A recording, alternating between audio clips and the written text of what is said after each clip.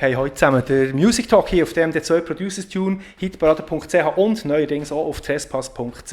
Für alle die gerne Schweizer Musik haben wir heute eine schweiz-amerikanische Band, darf man nicht sagen, haben wir vorhin gelernt, sondern ein Duo, und zwar aus Stanz.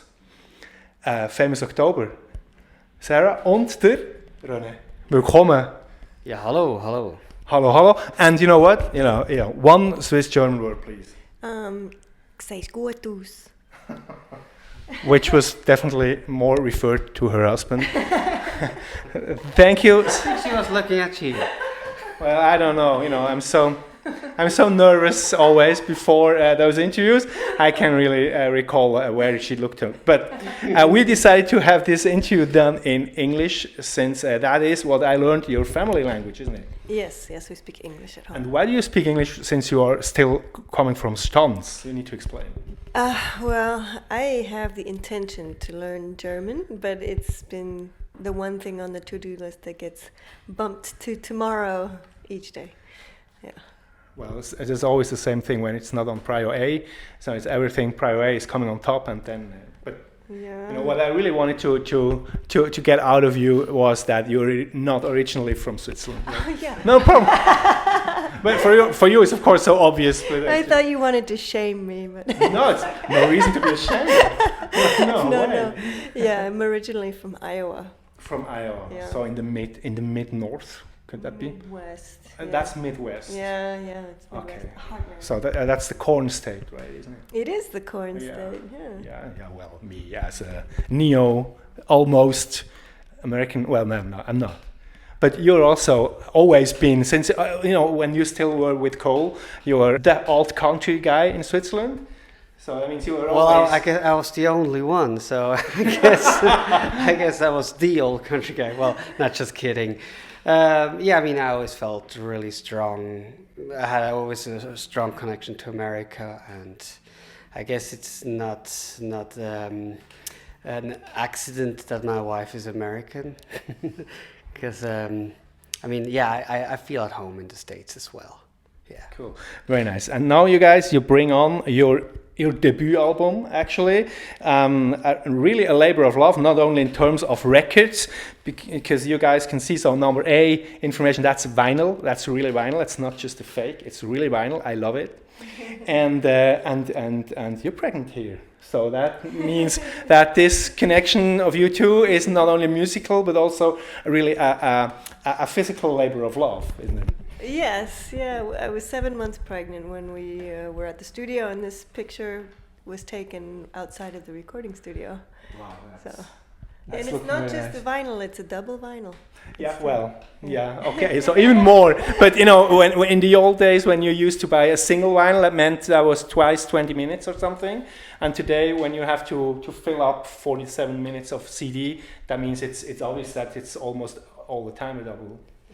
Yeah, it's 1 hour worth of music on this on our album, and so there was no way around to making a double vinyl. As you said, it's 20 minutes on each side. Yes. So, but lots of tracks and a mixture of music of the both of you, because also you, Sarah, you have been on the block for quite a long time. In these days with your sister, then you were called, what is the act called then? The Bowmans, their last name. Your last name. Yeah. And so you have you been especially touring the States then, or has that always been with an international footprint as well? It's actually the reason I even know Rene is because he came to our show in Luzern. The Bowmans were on tour in Switzerland then, so. Wow, what a beautiful love story. That was a long time ago. Yeah, how long was that ago then? It was 10 years ago in December, yeah. Okay. Mm-hmm. And you told me that you have been playing here in the Music Bistro in Bern. Ich muss das schnell auf Berndeutsch sagen. Wir sind hier eben in Bern im Musikbistro an einem traditionellen Lokal, wo Musik gespielt wird, eben in einem Bistro, wo akustische, handwerkliche Musik eben auch hochgehalten wird. And you told me that you have been playing here, you had a gig, but not with him, but you knew him already. So yeah, he came to that show. Yeah. He came as a fan. Yes, more than a fan. I'm just the ultimate groupie, you know. A big fan, and now I got to. Okay, so you got to know each other 10 years ago, but you had your own acts, your own projects, and yet now you are releasing your debut album. So why did it take so long to have this collaboration, this musical collaboration? Well, I wouldn't say it took. I mean, we've known each other for 10 years, but as you said, we both had our own careers. I was with my band, the Cole Band, and Sarah was performing with her twin sister. So we were really active musically all the time. But not together. Not together, and it wasn't like that we would sit down and say, all right, let's make a duo. It just kind of... We weren't searching for it. It just kind of happened naturally, and it felt really good. And so here we are now, and we're enjoying every time we get to play concert together. It just makes us really happy, and yeah, it just feels like the right thing. And so we're happy that we are here at this point now. And we are very happy to have you guys here. How did your musical career, not the career, but the musical work change now since you're working with your husband musically? Well, for one thing, the cello. I was playing the cello with other songwriters and in some other bands, but I never was able to play the songs that I wrote or that we wrote together with the cello. I was always playing the guitar. And adding the cello for me has changed the direction that I take the singing style in. It's changed the direction that we take our songwriting in. It's like having a third voice that we can work with in whatever way we want to. So that's a big change. Yeah. And how does it work when you work together? So I learned, or I understand that you're also writing the songs together, or how does that work? Yeah, on this album there are some songs that Sarah wrote by herself, some songs that I contributed, but there are also a few songs that we wrote together, and that still was a learning process for sure. But it's actually kind of funny because the first song that we wrote together was this musical piece called Brandnachtstanz, and we were actually asked by Stanz, where we lived, to write this piece together. So 3 years ago, when it was 200 years that's ago. Right. How many years ago? I think it was in the 16th century or something. No. It was 300 years ago. Yes, 300 years ago, Stanz burned down, and in memory of this great fire that happened, they asked us to write this piece, and it was an incredible experience to do that, and that was the first writing we did together. And also, that was your first jointly written song then. Yeah. And it's almost like a piece of, well, it's a piece of art, but it's rather long. It's longer than 7 minutes. Well, that's just the excerpt. The actual. I read that. It's an excerpt. So how long is the original then? It's 90 minutes long. 90 minutes. And around 100 people were involved in the production of this piece and performance of this piece. So it's a big work with Jodelbuben and Trickler choir and mixed choir and rock band, and we included the organist in the pipe organist in the church. Symphonic orchestra as well, or no? Strings not more strings than on the cello. No, I had my good friend Seiju, who's also a cellist. So we had 2 cellos, we had double bass, and that was part of the rock band section. And then this whole piece ends with this song that's just the 2 of us, mostly instrumental, but also some singing. And that is what we have here on the record. So guys, it's only the excerpt of it. 7 minutes, 13 seconds or something. And there's still lots of other tracks on it. I'd say that the music is very heterogeneous. Well, it's not. It doesn't contain any black metal or something, but it still has many flavors. It has folk elements. It has rock, country elements, Americana elements. So, do you think about music styling when you write songs, or is it just an organic process and it just flows, and when you're in the flow, it just Yeah, I think it's first the idea for the song, and then we write very differently. So if I'm writing a song, it's coming very fast, and then I have to tame it later because it comes so fast, the whole thing. And then I remember sometimes Rene would come with a song, he'd be playing it, and I'd say, this kind of puts me in the mood to listen to the Joni Mitchell Blue album. Maybe your guitar sounds a little bit like James Taylor's guitar or something. And so then maybe we would go with that. So, and then Rene would come in with something with my songs, and it would change direction. So there's no plan ahead of time. You'd agree, right? There's no real plan for the flavor of the song. No, I mean, there's no recipe for songwriting in general, but I think nowadays there's so much music out there, and to do something that is unique, I think that's not easy, but I think we are onto something with Famous October, and I think it's just because the combination of Sarah as an artist and me as an artist, it brings out a new color in both of us, and it's something to pursue. So you don't have any musical taboos there where you would say, well, no, I mean, I'd like to write something like this in this direction, but it makes no sense since anticipatedly we would not be able to sell that because it would not find any target group that would buy it eventually then. Well, I mean, I think we both don't want this kind of thinking to come into the creative process, because then you kind of start to kill the art. It's like cutting the process before you really start. Yeah, I mean, of course, at the end of the day, when the record is done, you try to find ways to make as many people happy with this, because I mean, it's a great feeling when people tell us, wow, this music that you created really helped me then and then, or it made me so happy, or it just lightened my day, it's kind of like that's beautiful, but it's not that we think about how many people are we gonna, or how many records are we gonna sell, and it's you don't want that to interfere with the art, I think, when you produce it or when you create it. Sure. You told me that you have been on tour in the States, I believe in August, September, was that? And so right now everyone is talking, of course, about the presidential process in the States going on. Don't worry, I'm not asking you any political, I don't want to pull out any political statements from you, but my question is, how did you experience the country when you were traveling? Is there something, can you feel some the tension, or also the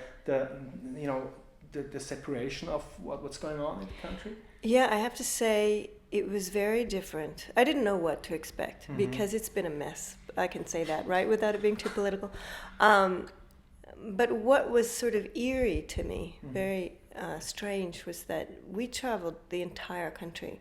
And normally at this time, just before a presidential election, you will see and feel people's support for whichever candidate it is that they are going to support. But we didn't see bumper stickers, we didn't see signs. Of either candidate. And keep in mind, we played in Washington, D.C. Wow. And we started in, San Francisco Bay Area. So these are places where people are very expressive. And they have been. But I think at this point... they're not getting warm with either of them. Well, it's just the primaries were very exciting and very heated.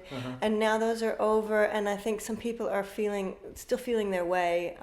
Early voting has started now, so that's changing again. And you see people are very outward and expressive about their support now.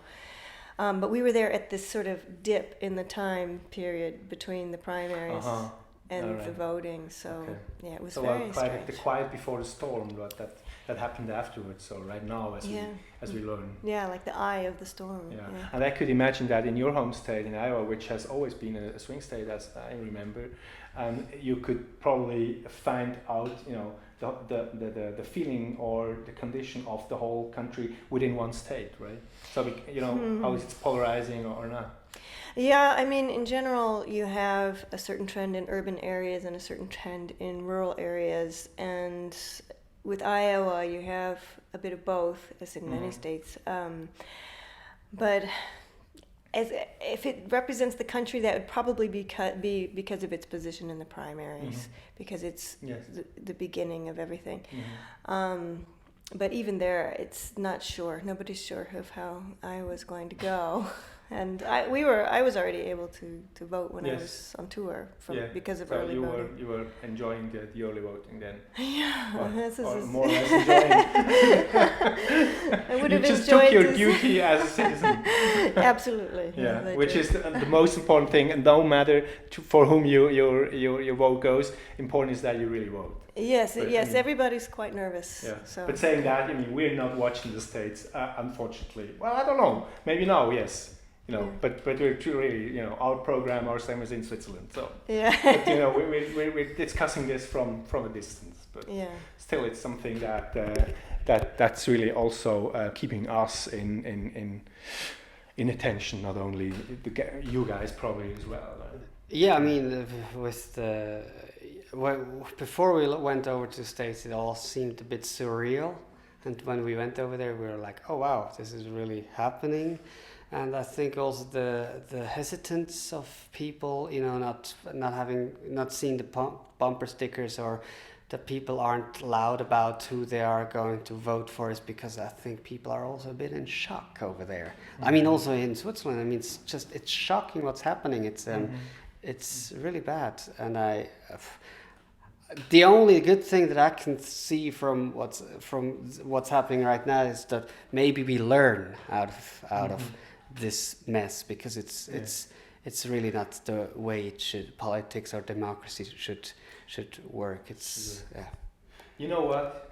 Which is, isn't that a good reason to get back to the music now? All right then. I mean, one of the last questions of mine. I mean, it's obvious. I need to ask this.